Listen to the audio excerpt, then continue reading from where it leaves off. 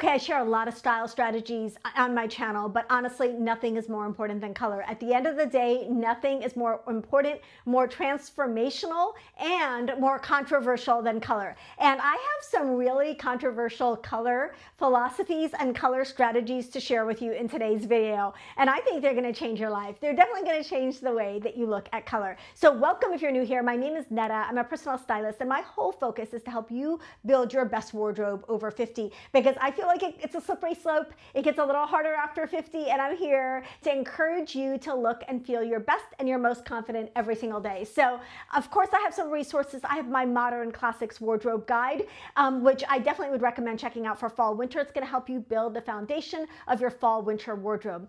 Also encourage you to check out my masterclass series that's happening all fall long. The links to both of those are going to be in the pinned comments and in the description box.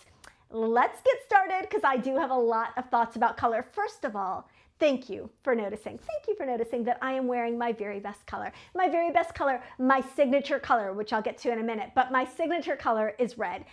I love red. Red loves me back. That's the goal of color. In a nutshell, that's the goal of color. It's to choose the colors that we love from the colors that love us. And this took me a long time. Even as a fashion person, even as a fashion editor, it took me a long time to come to terms with the idea that some colors were talking about me behind my back. They were not my friend. They were fake friends. They made me look a little gray, a little haggard, a little tired, even at 20, even at 30, even at 40. Like, they just were not my friends. And so finally I was like, you know something? I'm just gonna love the colors that love me back, but I'm gonna pick the colors that I love from the colors that love me. I'm gonna pick my favorites from the colors that I love me. And you know something?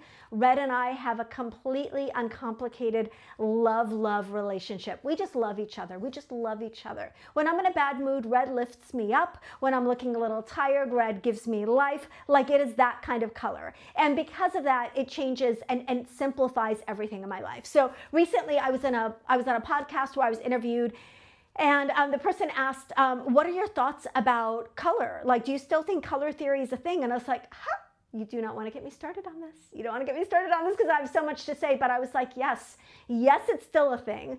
It doesn't go out of style any more than looking good goes out of style.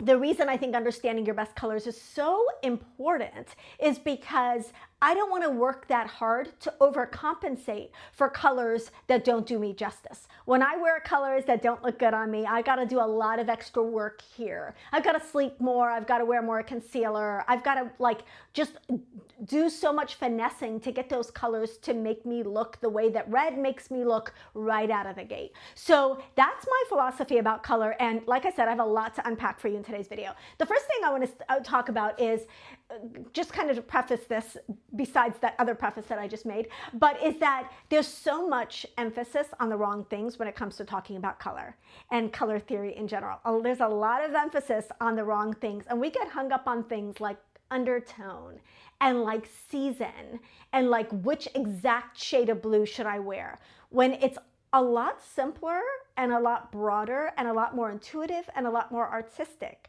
than you may think. So I really think about color in terms of harmonies, and I think about color in terms of categories, like broader categories.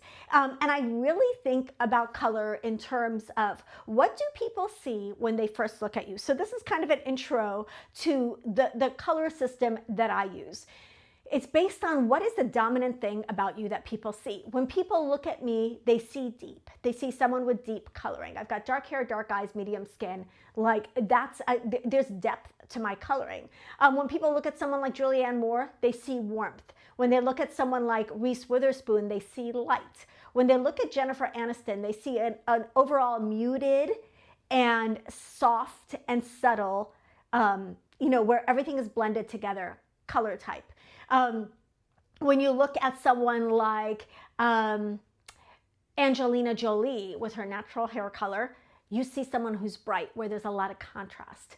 When you look at someone like Helen Mirren, you're going to see someone who's cool. Who am I forgetting? Like, that's the way that I see color, and the way I would encourage you to see color, rather than overcomplicating it and thinking, Like, what are my veins? Are my veins blue? Are my veins green? Am I allowed to wear warm colors, or do I only stay with cool colors? The color system that I use, the 7 categories are deep and light, soft and clear, cool and warm, and then this kind of like little renegade color called fresh. Fresh is in between soft and clear. It's a neutral and bright and medium color palette that is actually a universal color palette. It consists of colors like teal and plum that look good on everybody. Those are the color type foundation of the Modern Classics Wardrobe Guide. They're based loosely on the seasonal color palettes, because I don't really believe that true color analysis contradicts other color analysis. I think it's just giving you different language and maybe a different way to understand it.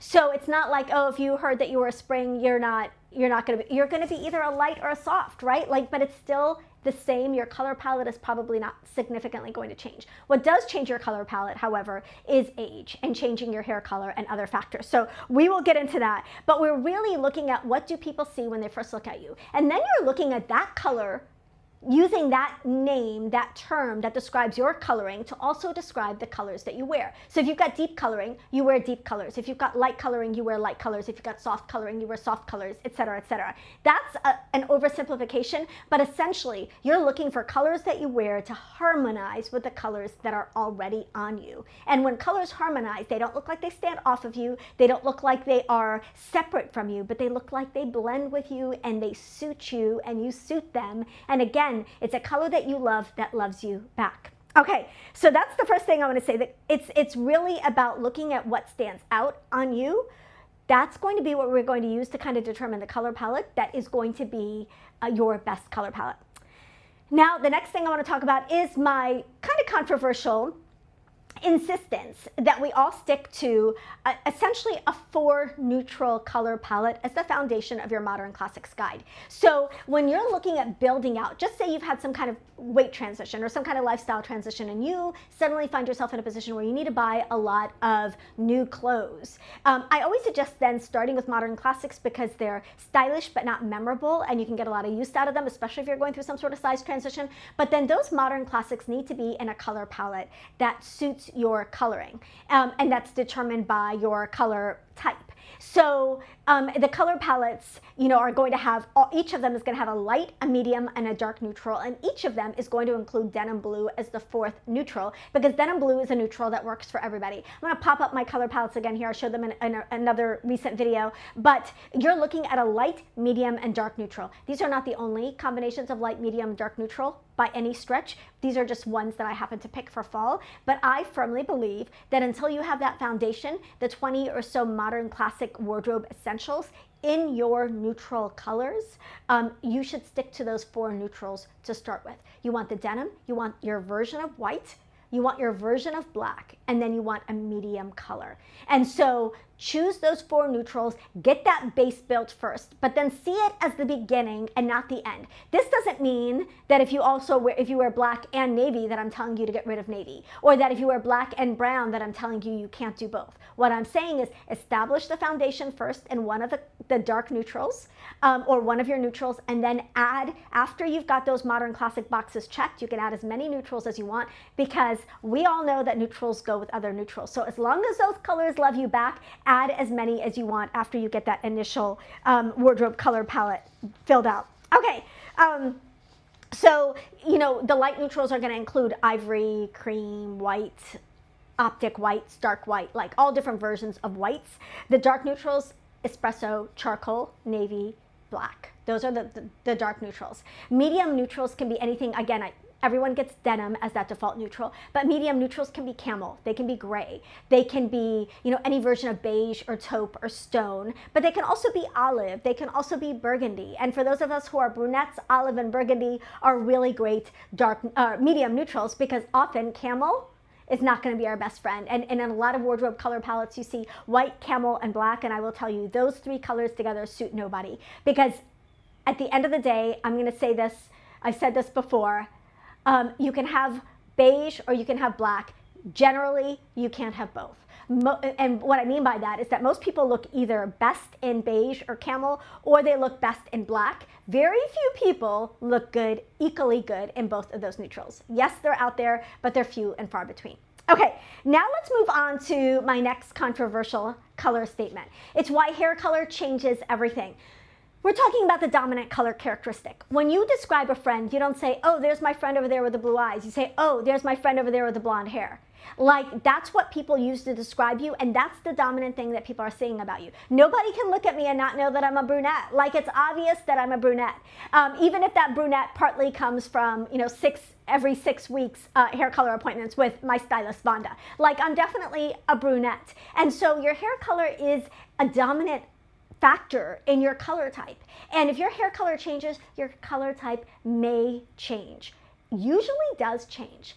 I'm going to go so far to say that there are some people that should, I believe that God knows what he's doing, and that most people should stay close to their natural hair color. This is not always true all the time. It's not always true all the time, but I will say a lot of people feel like they have to go lighter with their hair color as they get older.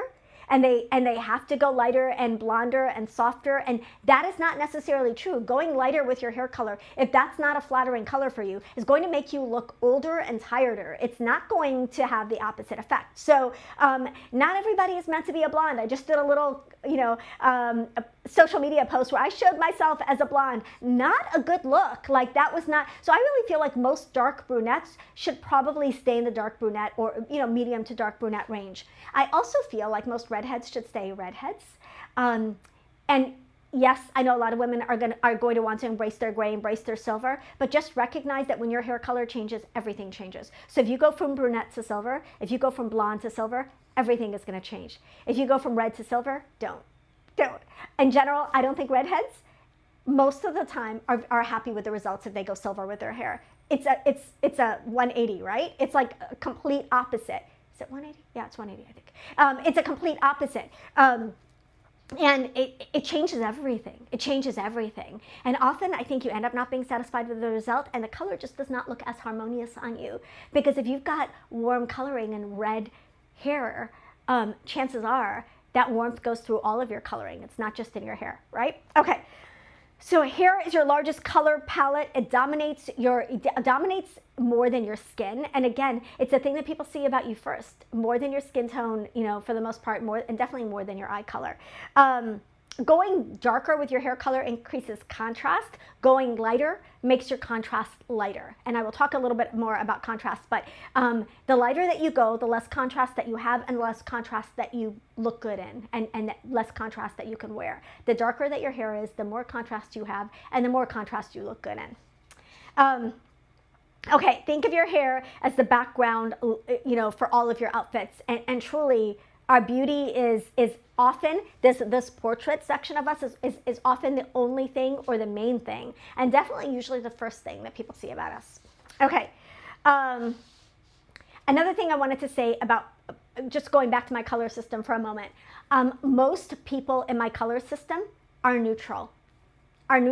So people ask me all the time, am I warm or cool? And I want to say neither, because 5 out of the 7 categories that I mentioned to you are neutral categories. In other words, those women have a mix of warm and cool elements in their coloring, and they can wear warm and cool colors. The temperature, warm versus cool, is not the dominant characteristic that determines what looks best on them. Now, the warm ladies and the cool ladies are, of course, the exceptions. But if you're not in the warm category or the cool category, you are neutral. I, for example, am neutral. I have both warm and cool elements in my coloring.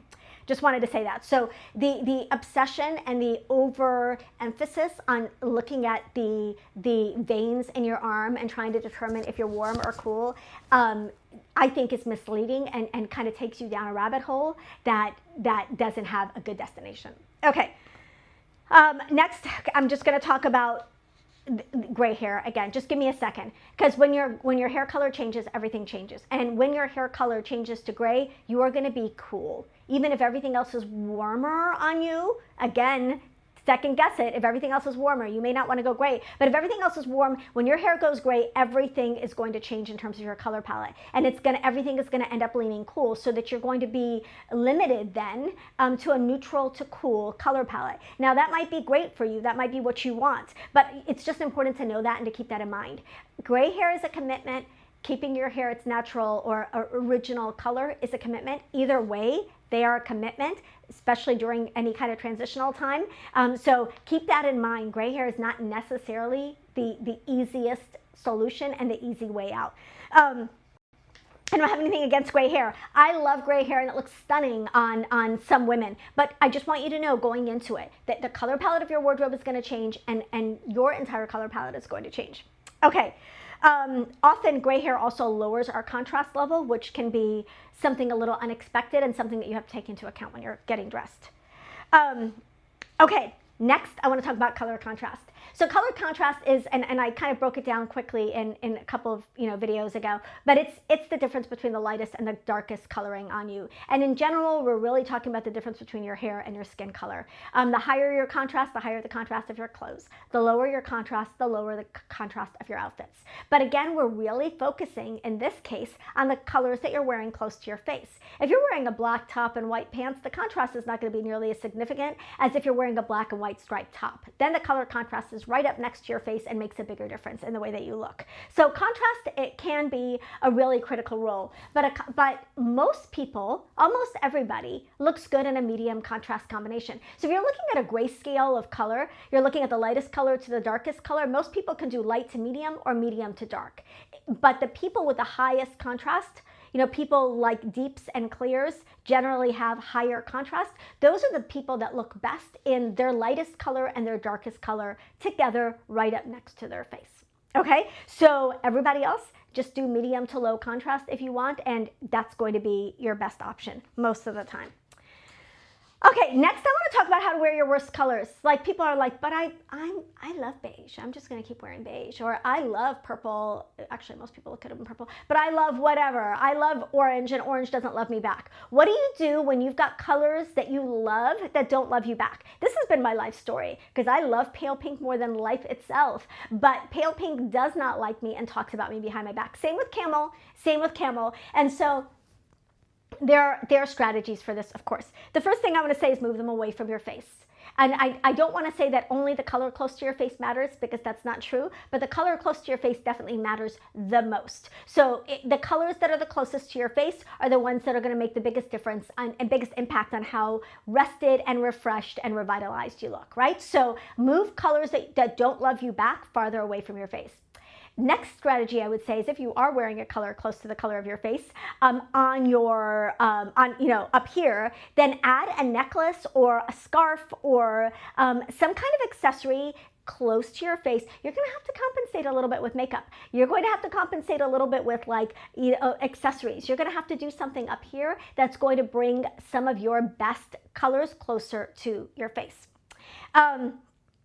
The other thing I would say is add metallics, like a little necklace, earring, something like that will add a little bit, cast a glow. They'll add a little bit of light to your face and really create a flattering look. And then lip color, makeup, it's just that's a game changer. That's a game changer. And like I've said, I have managed to take the colors that don't suit me out of my wardrobe because I don't want to work that hard. I don't want to have to do a lot of additional work because I've obstinately chosen to wear beige when I know beige does not love me back, right? So same with you. What is that color that you kind of insist on going back to? Do you care enough about that color to do that much extra work to be able to pull it off? Okay, next I want to talk about how to wear black, or what to wear instead. Now, I talked about there's a dark neutral for everybody, right? Chocolate, charcoal, navy, or black. Black is not for everybody. Black is not for everybody. In general, black looks best on brunettes or on very light blondes or cool ladies. The more medium tones you've got in your coloring, the harder black is going to be on you. And I'm going to say, this is a hard one for me to say, but one of my clients calls herself a no black soft, because soft ladies generally have the hardest time wearing black. They have the hardest time wearing black because their coloring is soft and muted, and black is harsh and can look overpowering on them. So black is not something I generally recommend on someone with soft coloring. But if you do love black and you have a wardrobe full of black, and I just told you, oh no, like you're like, oh no, Netta said that I shouldn't be wearing black. What do you do? What do you do? So first of all, I'm going to say what I said about any other color that's hard for you. Wear it farther away from your face. Like wear it on the bottom. Like your black pants, nobody cares. If you've got a ton of black pants, a lot of women have black pants, doesn't matter. Wear a color that's better for you, closer to your face. The next thing I'll say is as you go to update your wardrobe, instead of buying more black, buy more of, start building out the other dark neutrals in your wardrobe. And then that shift away from black is going to be easier. If you're like, I have just as much navy pieces as I do black pieces, it's going to be a lot easier to let go of some of the black when they get worn, when you're at a point where you need to replace them. And I always say that everything that comes in black also comes in another dark neutral, usually navy, sometimes charcoal. This season, definitely chocolate. So consider investing in another dark neutral so when you transition away from black, you will have clothes to wear, right? And then again, if you love black, make sure that your makeup, a scarf, jewelry, that you have something close to your face that's really bringing color close to your face and counteracting the effect of black. I did talk in my color combos video, so I won't get into it that much, but I will say that black I think pairs beautifully if you're looking for, okay, I do love black and black does love me back. How do I wear black this season? Black goes with pretty much everything, and that's why people love it so much. But so does navy and so does charcoal. And also kind of so does chocolate. So your dark neutral will go with pretty much everything in your wardrobe. So pair it with all of your neutrals and all of your colors. And like I said in the last video, I'm super happy that red and black is a color combination we can embrace again, considering those are 2 of the 6 colors in my wardrobe color palette. Okay. Let's talk about what to do when the colors in stores are not your best colors. I have dealt with this so many times. There have been soft seasons and there are deep seasons and there are rich seasons. This is a deep and rich season. But those of you who have softer coloring or lighter coloring might find yourself left out of the conversation if chocolate brown is not your color, or if you don't want if those deep rich colors are just not for you. You might feel like, well, I guess I'm just going to sit this one out because none of the colors in stores are for me. First of all, I will tell you there's actually quite a wide variety of, and if you haven't watched my color trends video, there's a wide variety of colors this season, and I believe there's something for everybody. But what do you do in a season when you do not have a lot of color options? And again, I have been there so many times. That peach color from a couple of years ago, I was like, really? I'm just gonna spend all this year sitting at home looking at my nails. Color comes first always. So when you're looking at what's up for the season, really find those colors that suit you. If there's a color that you love that doesn't love you back, but you're so intrigued by it, like maybe you're like, I know chartreuse is not my color, consider it in a little accessory, like a shoe or a bag that's not going to be close to your face. That's going to add a little pop of that fun color to your wardrobe without, like, first of all, washing you out, but also without investing heavily in that color. Start with color when you're shopping. I'm going to say that when I go to any place where it's potentially overwhelming to shop, like an outlet store or an off-price store like TJ Maxx or Marshall's, I skim by color first. And if I don't see my colors, I don't even need to stop. And it makes shopping so much easier. And then once you know your 3 to 4 best neutrals, like maybe if this season the colors don't suit you, consider upgrading or updating your neutrals, your modern classics in your neutrals.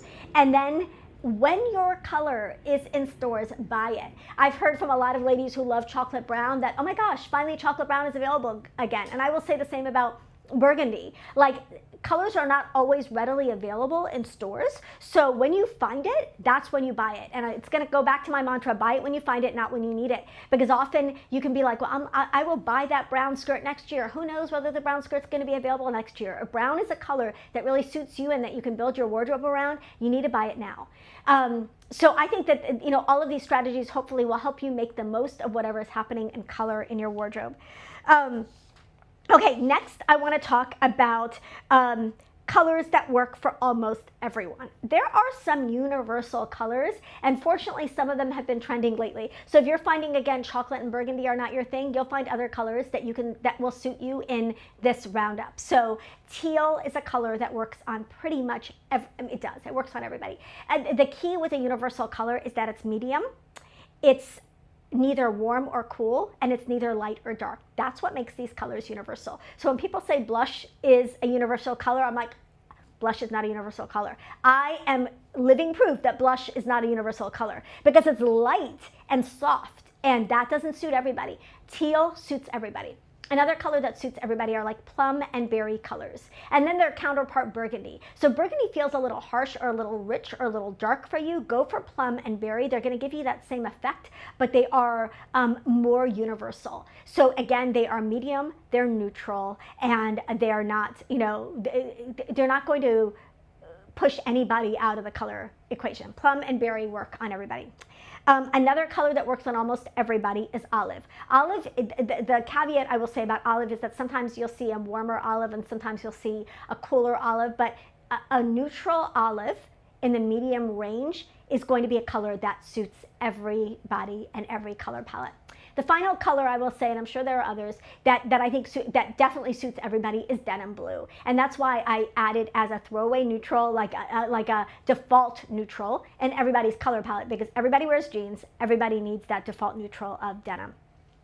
Okay, so those are 4 colors that I believe work well on everybody. Let's go to the opposite end of the spectrum and talk about a color that works on very few people, or that is the hardest color to pull off or the hardest color to get right.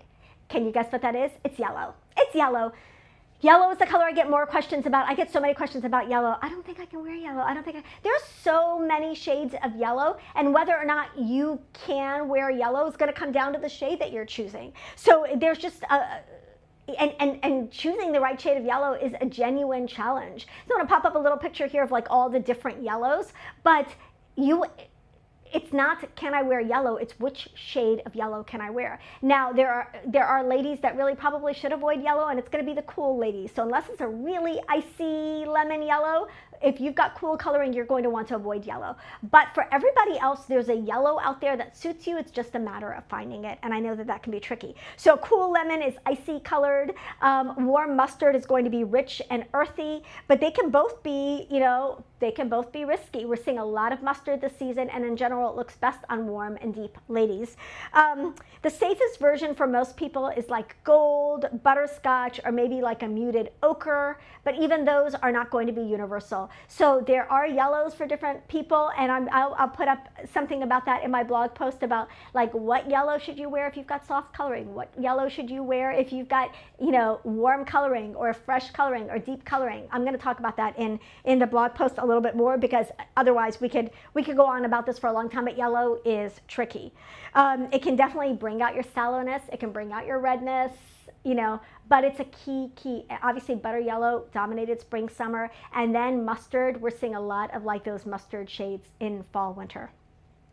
Okay, let's talk about red next. Red is my signature color. It's my signature color and my very best color and my favorite color. But red is also a color that creates a lot of confusion and stresses a lot of women out. Why does red stress a lot of women out? Because I think a lot of women don't know how to wear red or don't know how to pick their shade of red.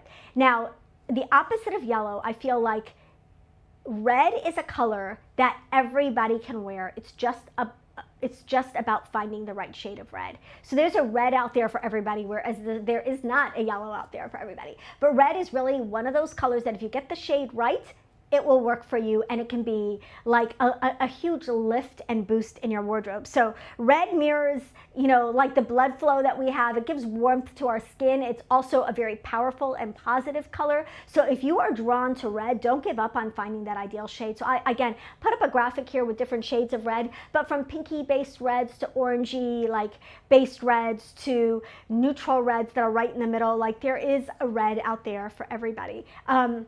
I have prided myself in the past about being able to pick the exact right red lipstick shade for every woman. And I will tell you, lipstick shades are one of the easiest ways to start testing different shades of red and also different shades of pink or plum or berry to find your best shade, because you can try a few different shades on and decide what the characteristics of that lipstick shade are, and transfer those characteristics to the clothes that you're looking for in that red. So if, for example, if you find out that cherry red works really, really well on you as a lipstick or a nail color, you can start looking for cherry red in clothes and kind of look for those same qualities of that color in things that you're going to wear. So red it's amazing. There's a red for everyone. You just need to find your red. Okay, next I'm going to talk about, I'm just going to share just a couple of quick, okay, first of all, I'm going to talk about neutral patterns. I have this mantra that anytime you wear a neutral pattern is exactly what it sounds like. It's a pattern that has no color in it. So leopard, python, a neutral stripe like a black and white stripe or a navy and white stripe or check or plaid, that's all in neutral colors. That's an opportunity to wear color. So a neutral pattern plus color equals fabulousness. So you're wearing a red dress, wear leopard shoes. If you're wearing a leopard dress, wear red shoes. But like, it's that combination. We've been seeing it forever, but I think a lot of people don't stop and think about it. Like if you've got like a black and white top, you don't need to wear the black and white top with black pants or white pants. You can wear it with red pants or green pants or purple pants or blue pants or whatever you want. So it's recognizing that a neutral pattern is an invitation to add color. Okay, next thing I want to talk about is the power of a signature color. Red is my signature color. It is so much my signature color that it was my color at my wedding. It was the color that like underneath my wedding dress, there was a sliver of red, like there was a red underskirt peeking out from under my wedding dress. It was the color of my flowers. It was the color of my bridesmaids' dresses. It's my color. It's my color. It has been my color for a very, very long time, pretty much my entire life. So picking a signature color is one of the easiest ways to get that character box checked in your 4-step outfit formula that I talked about in last week's video. So if you're looking for something that's going to be your style signature and you're having a hard time coming up with one that feels like you, whether it's makeup or hair or whatever, consider a color that you weave in through a lot of your outfits. It doesn't have to be in everything, of course, but like 70 to 80% of your outfits, that is going to become your signature. A lot of really famous women have a signature color. I've talked about this in the past, but Julianne Moore often wears a shade of green, and it's a stunning color on her. So pick a signature color, make sure that it loves you back, and wear it with abandon. Okay, last thing I want to talk about, these are just a few kind of rapid tips. And honestly, I don't, rapid, like I've said anything rapid my entire life, but I will say, I don't know how many tips I've covered in today's video. I always end up adding some and losing count, but maybe someone can tell me in the comments. Okay, the first thing I want to say is if you're wearing two colors together and you're doing a tonal look or you're doing a color blocking look or a contrasting look and you feel like it's a little off or you're a little uncomfortable with that look, add a neutral to bridge those two colors together. That neutral can be in a belt or it can be a jacket, but a neutral piece can really connect the dots in an all-color outfit. Next, pay attention to the way that your lipstick color looks on you. Your lipstick color can really mirror the saturation level, the richness, the depth that you need in your clothing. So if you've discovered a lipstick that looks really good on you, take notes because that's telling you a lot about the colors that you can wear. I'm going to go back to saying that most people are neutral, and if you're neutral, that means you can wear white and off-white. It means you can wear warm brown and black, and it means that you can wear silver and gold. Those of you who are warm, my warm ladies, you're going to be better in chocolate brown and in gold. And my cool ladies are going to look better in like charcoal and silver. But the rest of us can wear different metals and different neutrals.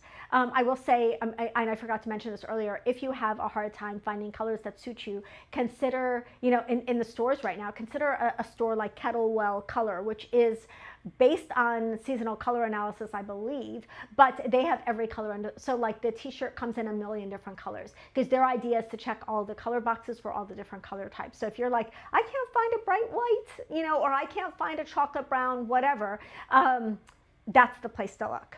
And I'll have some of their pieces linked below.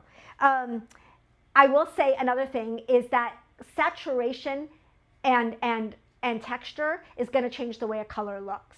So if you are looking at like a black item, for example, people are like, well, these blacks don't match. Well, it's because one is a knit and one is a tweed, or one is a knit and one is a leather or satin. So recognize that some colors are going to look more saturated just because of their fabrics than others, and that's still acceptable to wear them together. And it's actually a really modern look to have like different shades of the same black, same charcoal, same navy, same whatever in one outfit.